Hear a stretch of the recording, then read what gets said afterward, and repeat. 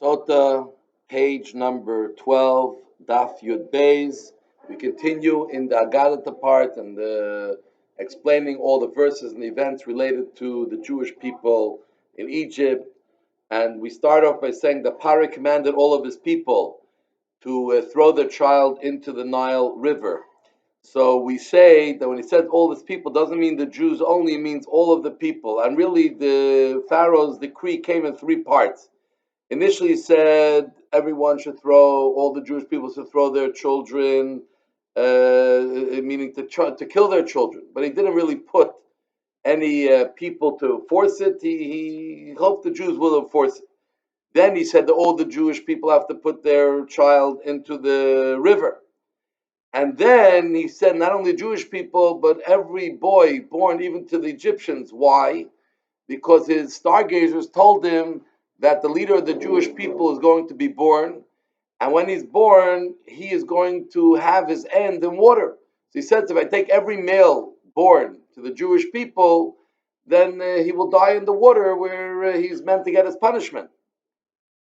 But as it became closer, and they said, we don't know, it may be an Egyptian boy who will turn Jewish one day. So he said, let everybody be thrown into the river. When it passed the day, and he wasn't, and the stargazers said that they still don't see that he met his end, so they kept on throwing kids into the river. Then it says that someone went from the house of Levi. Where did he go? He went by the advice of his daughter. So Amram was the leader of his generation. Amram, the father of Moshe Rabbeinu, was the leader of his generation. When Paro made the decree that you have to throw all boys into the water, he divorced his wife. He loved her still, but he divorced his wife. He says, what am I going to live with my wife and have more children? What's the point? We're going to have to kill them anyways. So when the leader of the generation, divorced his wife, everyone divorced their wives. So his daughter came to him and said, Dad, Father, your decree is worse than Pharaoh's. Because Pharaoh only decreed that the boys will be thrown into the river or die. But you, by being divorced, you won't even have girls. Second of all, Paro only decreed that they will die in this world, but they will still live on in the world to come. But you, by not bringing children to the world, will kill them for this world and the world to come. And Paro, who's a sinful person, we don't know if his decree will happen. Maybe we'll be able to escape it. But you're a tzaddik. If you do something, it gets a validity and it for sure will happen. So he listened to his daughter and he brought his wife back and he married her. And when he did that, everyone brought their wives back and they married their wives again as well. What does it mean when it says he took his wife, he brought his wife back? So actually, because he was so excited to be able to marry, it's like his first marriage. Aaron and Miriam, the two children he had already, were dancing, and he gave her all the honors like it's a first marriage. Then it says, who was his wife? Who was the mother of Moshe? Who was his wife? She was called Bas Levi, the daughter of Levi. She was a Chabad, as we said yesterday. So how can we call her the daughter of Levi like she's a daughter if at that time she was 130 years old? Because Yocheved was born when Jacob was coming into Egypt. She was born at the border. So she was conceived in Israel, and then she was born at the border before she came in Egypt. So it says when Jacob came to Egypt with 70 people, she was the 70th one.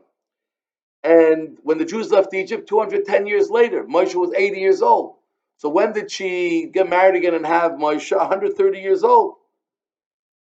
So why do we call her Abbas?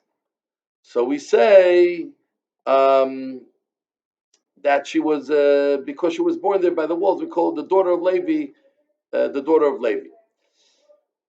Now, but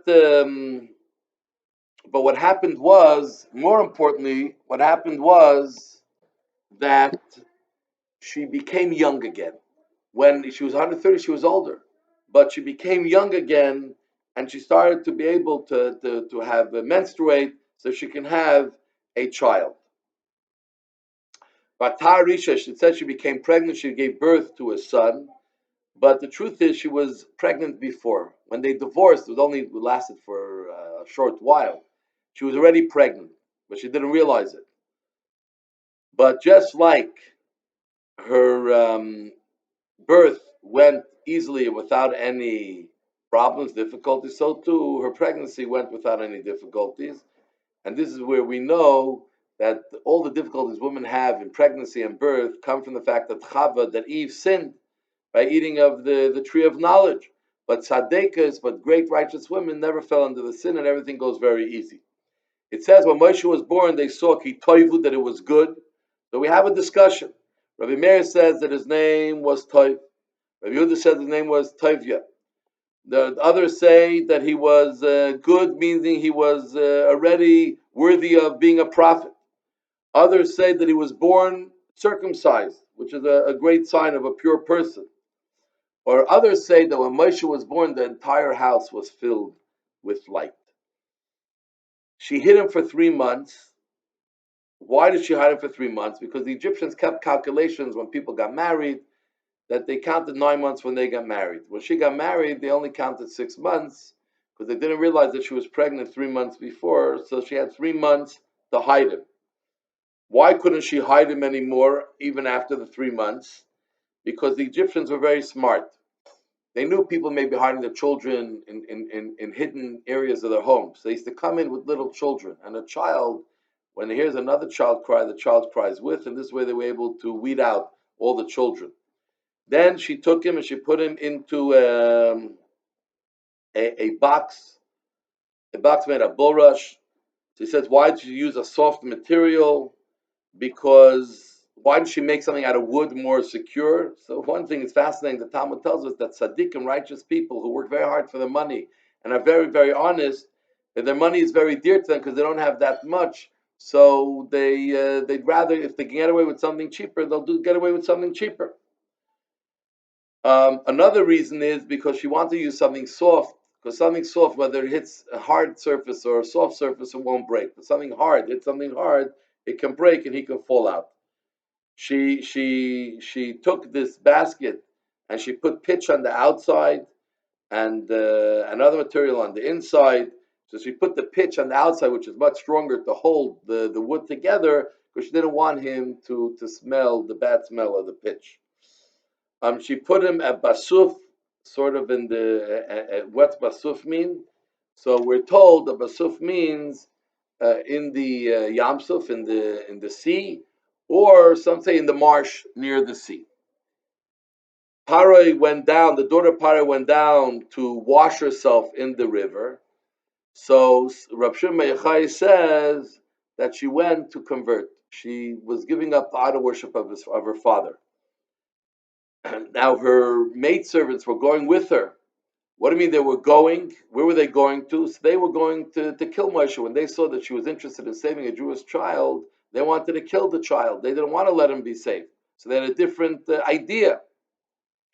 So when she saw this basket and she heard the cry, she wanted to help the child. So they said, what are you helping the child for? It doesn't make sense. Generally, a king gives a ruling. The people of the country, maybe they keep it, maybe they don't. But the children of the king for sure keep it. So they came the angel of Gabriel and pushed them all to the ground. They all died on the spot, except one. As we find that she said that she sent her maidservant and she took it. So there's a discussion: how did she reach the basket? Was far. So according to one opinion, her hand became very long and she reached. God made a miracle. The other hand, she sent her maidservant to go get it. But didn't God already kill all of her maidservants because they were trying to stop her? But he kept one because a princess cannot be without any protection. Then it says that she saw the child. Not only she felt the presence of God is with the child. And then she heard the boy was crying. So there's a question. On one hand, he calls him a child. On the other hand, he calls him a nar, which is a boy. So we learned that he was a little child. He was only a few months old, but his voice was that of already a mature voice. So Rav Nechemia says that Moshe is a balmum, then he's a blemish, because for a child, a baby to have a mature voice is a blemish. So we actually said she made the mother made on the basket like a little chuppah. She said, I don't know if I'm ever going to be by his wedding.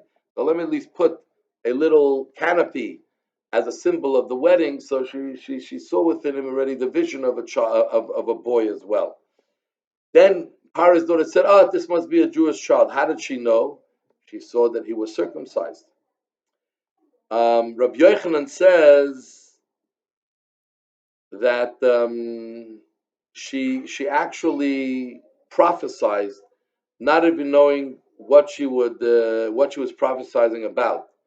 She said she saw that this was a Jewish child, meaning that once this child is taken out of the water, the stargazers of Pharaoh said, "Okay, the child was already put in the water. We can stop this decree. He already met his end." But they don't realize that he was taken out of the water. So meaning this one, once this one was taken out of the water, no one else was going into the water. And so we find by many of the Gentile prophets or naysayers or people who talk about the future and the whisper, etc., that sometimes they generally have an idea of what the future is, but not always. Not always do they know exactly what they're saying. A lot of it is guesswork, but within the guesswork, they're already saying things that may be true for the future. Then we have, now we said Moshe, they started saw that Moshe was going to be, the meat is end by the water, but they didn't realize it was a different water, not the Nile River, not the river. What water was it going to be? It's the water of when God told Moshe towards the end of their time in the desert to talk to the stone, and he hit the stone. That water, when he hit the stone, that's when he lost his chance to go to Israel, and he had to die before they went into Israel. That's the water that Moshe Rabbeinu was cursed to die by. And this is what Moshe Rabbeinu told the Jewish people. This is what Moshe expressed, that Sheish Me'ez Elef Ragli, that I have 600,000 feet, meaning he represents all the Jewish people.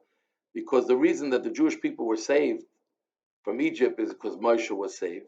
So Moshe, and also when he was put into the water, no one else was told to be put into the water. So all the people born afterwards were born because Moshe was put into the water. So he really carries all the people. Now, what day was he put into the water? So according to one opinion, Rav Chini Bar Papa's opinion, he was put into the water the 21st day of Nisan, which is the day when the Jewish people crossed the sea. So when he's put into the water, the angel said, "Wait 1 second, someone who's supposed to walk the people across the sea, split the sea, is going to die on this day." So he was saved.